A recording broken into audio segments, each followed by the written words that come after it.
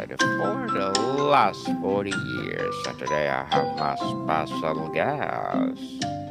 One of his advocacy, helping Christians become more human so that they become real saints. No other than Mr. Matthew Jandernoa.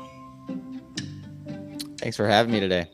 Welcome, Mr. Matthew. And can you please introduce more about yourself that I miss? Yeah. So I'm from Michigan, but I live in Pennsylvania with my wife and two kids. And I own and run a Catholic life coaching business. And yeah, I also work with a company called Pro Life Payments. They're a pro life payment processor, but it's kind of what I do during the day. Um, but really, I founded Steadfast Life to help people to live flourishing lives and particularly to grow in virtue. I used to strongly dislike the word virtue. I thought it was archaic and constricting, but I eventually came to realize that it's really just how to be human and to be a flourishing human. So, yeah, that's a little bit about me. Flourishing human, for sure. And thank you so much for sharing your knowledge and wisdom to the world, Mr. Matthew. And today let's talk about marrying, parenting a rebel. Mm. So tell us about this topic, Mr. Matthew. Yeah, so there's a particular book called The Four Tendencies by Gretchen Rubin. And in it, she's done research and she's found that people tend to fall into one of four categories. And it's based on how we respond to expectations. So your external expectations and your internal expectations. So you have the upholder, the obliger, the questioner, and the rebel. So the upholder upholds all expectations. That's their tendency, at least. You can think of them as kind of a balanced person. The questioner questions all external expectations and makes everything internal expectations if they think it makes sense. Otherwise, it takes a lot of willpower to do something. And then the obliger is very other motivated. So the questioner is self motivated. The obliger is other motivated. And the obliger uh, really relies on other people to expect things of them because they struggle to do it of their own accord. So other motivated in that way. And then the rebel kind of rebels against all expectations. So this is actually where the camp that I find myself in. And really, as a rebel, what we kind of value is not only just freedom, but also being able to do what we want. And we don't like uh, expectations, but if we feel like they're constricting and controlling, and they don't let us to be free to do what we do as we want. Okay. Um, so my wife is not a rebel. She's in the obliger category. So that when we kind of discovered this, that was huge because she's very other motivated and relies on external expectations where I heavily don't like expectations. And so this is also the case for like when I was growing up, didn't like being told what to do. And then whenever people would give me clear expectations, even if I gave myself clear expectations, that would usually cause anxiousness because I felt like it was overwhelming. And so as I've come to realize these four tendencies, I've realized that, what it is to be a rebel. But I've also come to realize there's these things called the four cardinal virtues. And they're pretty old, they're from Plato and Aristotle. But the word virtue stems from the word vir, which is man in Latin. So really it's how to be human. So the four cardinal virtues, the word cardinal comes from the Latin root word, which means hinge. So they are the hinge ways of being human that every other part of being human kind of relies on, right? So each of the tendencies pairs up with a cardinal virtue. So as the rebel, it pairs up with the virtue of fortitude. Okay. The other cardinal virtues are prudence, justice, and temperance. And so with fortitude, when I have a cause that I'm fighting for and a person that I'm trying to become, I'm very motivated and I can do most things. So when it comes to being married to or parenting a rebel, one of the best ways to do that is to give the information, express the consequences, and then let them make the decision. And the reason for that is because if I don't feel like I have to make either way decision, then I'm more likely to happily choose the decision that would be best. Um, That's a struggle for my wife because, again, she relies on expectations.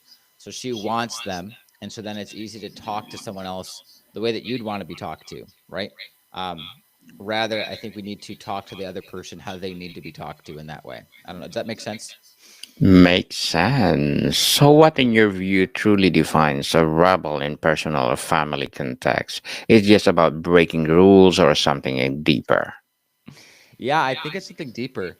Because, like I said, it is really fertile ground for the virtue of fortitude. And fortitude is how we manage our fears and conquer our fears. So, rebels, there's a couple ways that can play out. If we have a cause, then we're going to be willing to sacrifice anything for that cause. Okay. So we're going to be able to be very disciplined. We're going to be able to kind of push through things. So that, I think, is the deeper fulfillment of what it means to be a rebel, if you will. To be a part of a revolution, but one that is ordered towards the good. On the flip side, what really the devil can get, he can hijack your rebel tendency and get you to rebel against all that is good, because you have a misunderstanding of freedom, or a misunderstanding of expectations and whatnot.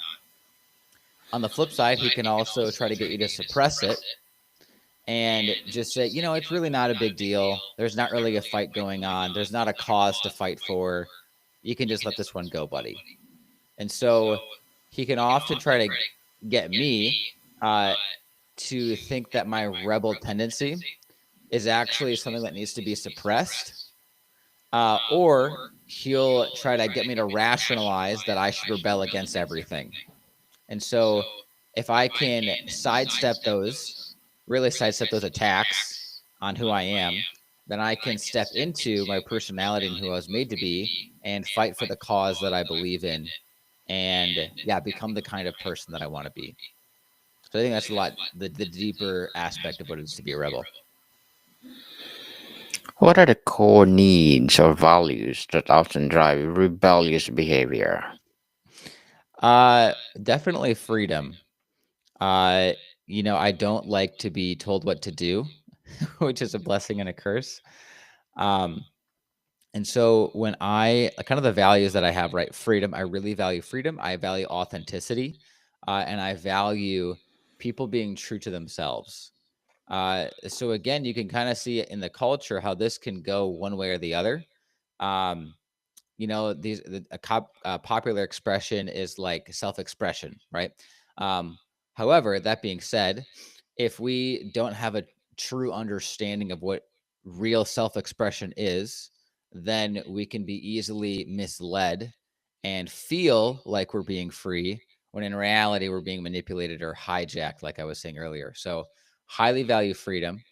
um and I really value flexibility. So, for example, if we have plans but they change, that to some extent is exciting for me because it's like, whoa, it's like an adventure. Uh, Whereas for someone like an upholder who's kind of on the opposite side of things as me, they're very balanced and they uphold external and internal expectations as opposed to rebelling against them. Uh, if things go different from the expectation, that's very jarring for them. So I kind of live and love it when things are a little unconventional. Um, yeah, so I would say freedom is a big one, but flexibility, authenticity, and authentic self-expression. Many see rebellion as a negative trait. What are the hidden strengths and potential superpowers of the Hmm. rebellious personality? Sure. Yeah, that's huge, and I think particularly in the Christian, me being Catholic in the Catholic circle, it can be really easy to see rebelliousness as against one of the virtues, which is obedience. Not one of the cardinal virtues, but a different virtue. And yeah, and I even shamed myself a lot growing up because it always seemed like I just couldn't do the thing that I wanted to do, or I just couldn't do what was expected of me. And it seemed like I was broken because of that. So I had these expectations of, yeah, be do this behavior, desire these things, wake up on time, all those kinds of stuff that you would associate with virtuous or good living. Um, but as a result, I shamed myself, and tried to suppress my personality and try to become somebody different. And so eventually there was a lot of healing that happened, but over time I came to realize that the hidden strength of being a rebel is that you're not going to do things simply because they've always been done that way. You're also not going to do something simply because you're told. And so, if and when, right, the culture goes in a certain direction that's not good, and you had these poor expectations that are not human and that go against your humanity and, really aren't for your good or your happiness, then the strength that you have is you're going to rebel against that and say, no, that's not what I want to do. Um, so, that's one of the hidden strengths for me. I also don't mind, if hear what I mean, not what I say. If I make a promise, obviously I want to keep that. But if I make an agreement that's not meaningful, if that makes sense. So I don't know, like I said, I would show up to an appointment at a certain time. If I need to reschedule, I don't have a huge problem with that. I want to be respectful and do that in the appropriate manner, but that's kind of how I, channel my rebelliousness. But I don't mind letting people's expectations down, and that's been a huge fight for me because, yeah, I also can be affected by people's personalities or people's expectations or opinions. But when I really step into my rebelliousness, those opinions don't have as much control over me. And so that's one of the hidden, strengths of a rebel is that we don't really care as much about what other people think, which, is a double edged sword, blessing and a curse. How can you tell the difference between healthy, constructive rebellion and destructive behavior that might signal a deeper issue, Mr. Matthew? Yeah, I would say if it's ordered. And what I mean by that is that if it's aimed in a direction that is genuinely for your good. So, for example, um, when I Hmm. was in college, uh, I'm Catholic, and there's like different groups that smoke cigarettes and whatnot, and I don't know, it's like kind of a thing that's like a not a taboo, but it's like not healthy, and so a part of my rebelliousness was I picked up smoking with a buddy, Hmm. and I kind of did it just frankly just just to tell people that you can't tell me what to do. So end of the world, no. Um, but when people engage in rebellious behavior for things that are not healthy for themselves, that's a way where your rebelliousness can kind of get hijacked, and you have to ask yourself the question: is this actually what I want, or is this what someone wants me to think that I want? Okay, because even like frankly, so my wife and I try to eat very holistically, and so if you look at like all of the processed food in America and really other parts of the world as well now, there seems to be this narrative of not even a narrative, but just this push to get us addicted to all this processed food. And at first glance, you might say, no, I'm going to rebel against healthy living and I want to eat what I want, what tastes good. But then if you look a little bit deeper, you can kind of realize, wait a minute, somebody else wants me to think that I actually want this. When in reality, I actually want to be healthy, right? Like I want to pursue something that's meaningful and worthwhile. And I want to be able to do the things that help me to make that a reality.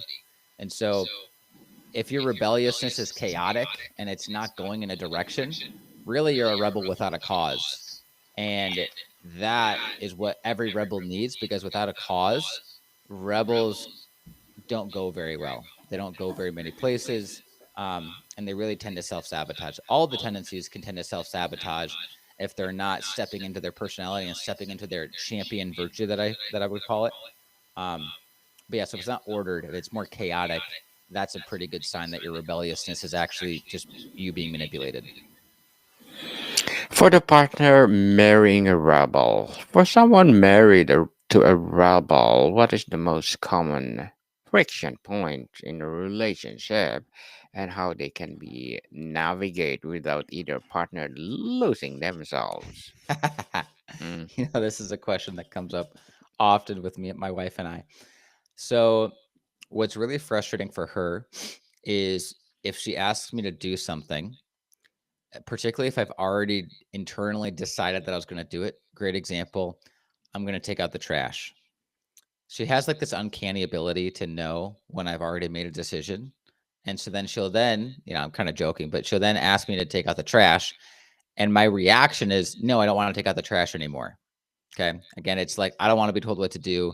And part of it too is I was going to do it. And now that she's told me, it's as if I'm not doing it for my own volition, my own desire, my own choice. Now I'm only doing it because she asked me to. So that's kind of the downside, is that it's hard when we're told what to do, even if we already want to do it or already chose to do it. That makes us want to do it less. And so a tension point is, the question of, Matthew, why can't you just do the thing that you need to do? Why can't you just do the thing that I ask you to do? Like, why does it have to be this big deal, so to speak? And for me, it's like, well, if you would just not ask me to do it, I would probably find myself doing it, because it does need to happen eventually. And so the way that we kind of navigate that is really, you have to get good at communication and communicating like the other person communicates. Okay. So I need to grow in communicating in the way that she would appreciate, and she needs to grow in communicating the way that I appreciate. So a really funny way that we kind of navigate this is if she says, Matthew can take out the trash. I'll joke with her and say, "Oh, so what you're saying is that the trash needs to be taken out, and you're just letting me know in case I didn't know that it needs to be taken out, but that someone needs to take it out." I kind of make a joke of it, and then she'll say, "Yeah, that's exactly what I meant." And so you can kind of play with it. Really, you got to take yourself lightly. If you take yourself too seriously and take things personally, you're just going to get offended all the time, and you're going to grow resentful of your spouse. And that's one of the biggest, um, you know, indications that you're either going to get literally divorced or divorced in your heart. Okay. So if you want a happy, fulfilling marriage, you have to communicate the way that your spouse communicates, so you can really understand them. And then two, don't take yourself too seriously, and make a joke of it, make light of it, be playful, yeah, and be willing to grow. Okay. That is really important. How can more conventional or rule following partner maintain their own sense of stability without trying to tame the rebellious spouse? Yeah, I think it's really about, so for example, okay, so if a rebel wants to be a certain kind of person, that's very motivating for them. So I want to be the kind of person that is disciplined. That's a very different mindset than I want to go to bed on time every night. Okay. So if, the upholder, or, whatever area on those categories you fall in, for someone who's more consistent and who appreciates, order and balance and those expectations, if you can come to appreciate who your spouse wants to be and who they are, and then help them to become that kind of person, that's going to be your best bet for not becoming insane. Okay. The other thing, too, again, is just taking yourself lightly and not being too serious about it. So if someone has a, you know, a quirk, if you will, you can choose to find that annoying, or you can choose to find that endearing. And so if you choose to find it endearing, then it can increase your love and affection for them. But if you find it annoying, you're probably going to get resentful. So it's totally fine if you need clear expectations and you appreciate, following through on things in that way. But you also can't enforce that same approach onto your spouse. And you have to appreciate them for the way in which they get to the same result, or maybe a slightly different result. And you can really balance each other out, right? Like, it's not a bad thing at all to be consistent, right? That's a very good thing. But also, you don't want to become too rigid where you make up expectations that aren't there, and then feel like you have to follow through on them. Mr. Matthew, as helping Christians become more human so they become real saints, what are your short term and long term goals? Yeah, short term goal. as I want to get into more content creation, get more podcasting. That's kind of why I'm here. And yeah, just continue to crystallize my thoughts around this, just in my coaching clients and my friends and family. A lot of the things that I've come to realize through, reading and prayer and just thinking, a lot of people don't know, just like me, a short while ago. And really, I think that if the world, and particularly the church, if we became more human in the sense of, yeah, being more virtuous, but also less behavior focused and more being focused, more identity focused. And, maybe I'm a little biased in that. But if we really focus on becoming more human, that if you think about it, that's what Jesus did, right? God became man, and that's how salvation occurred. And so if we want to follow in his footsteps, we also need to become more human. So my long-term goal is really to start a movement, particularly in the church, but in the world, of becoming more in touch with our humanity and our shared humanity. Because you can look around and you can see a lot of bad things happening right now. And one of the reasons is because we've had a breakdown in understanding our shared humanity and what it actually means to be human. So I want to bring about a movement, a revolution, if you will, a rebellion, uh, where people actually become more human, because really only humans can become saints. And so if we want to become saints, if I want to fill heaven, if I want to, you know, be a follower of Christ, then that means part of the process is becoming more fully human. So that's kind of my short term, my long term goals. Fully human indeed, and good luck to your goals. And good luck, Mr. Matthew. And what will be your piece of advice for those people out there who want to be like you? Thanks, Daniel. Uh, I would say if you want to be like me, be more fully you, because it's really easy to compare ourselves to other people.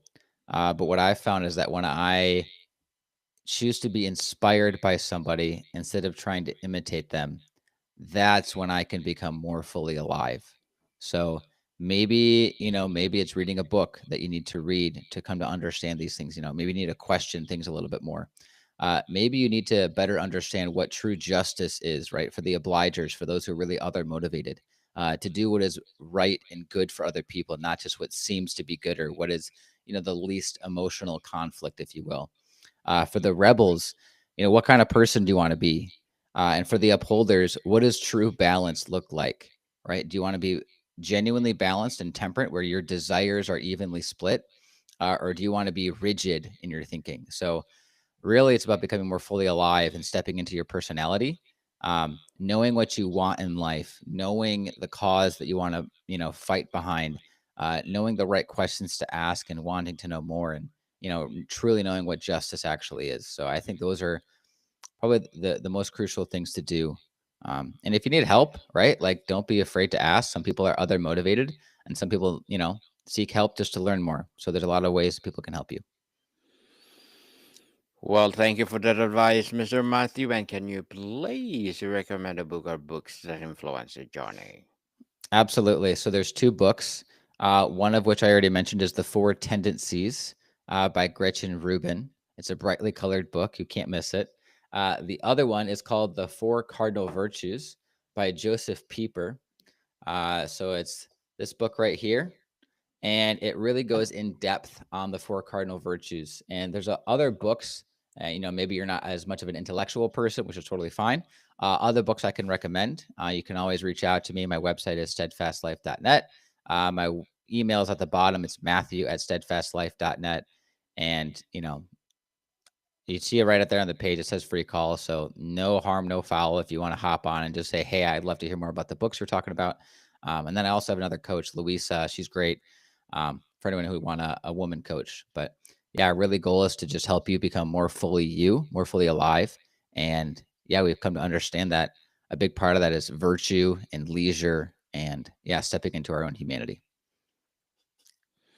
Well, thank you for that recommended book, Mr. Matthew. And Before we wrap up our discussion today, I'm inviting you to please do listen to my other podcast, people, because my abstract essay is already in fifth season, abstract poetry in second season, and my book 101 review in fifth season too, comedy 101 in second season, and my food 101 in fifth season as well, geography 101 in fourth season, and my baby podcast law 101, and mental health 101 love letters in third season, and Movie 101 Review and Music 101 in fourth season, and Science 101 and Sex 101 in its first season. Please listen to them wherever you listen your podcast. So, Mr. Matthew, finally, what is the most rewarding aspect of sharing your life with a rebel, wherever a partner, as a parent, that makes all challenges